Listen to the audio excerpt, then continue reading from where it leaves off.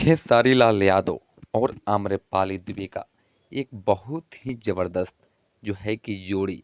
एक नई फिल्म में आप सभी को नज़र आने वाली है, जिस फिल्म का नाम है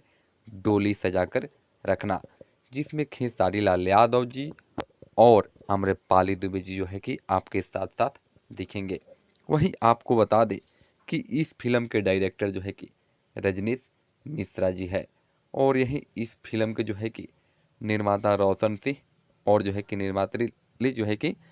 शर्मिला सिंह जी है। आपको बता दें कि ये फिल्म जो है कि जल्द ही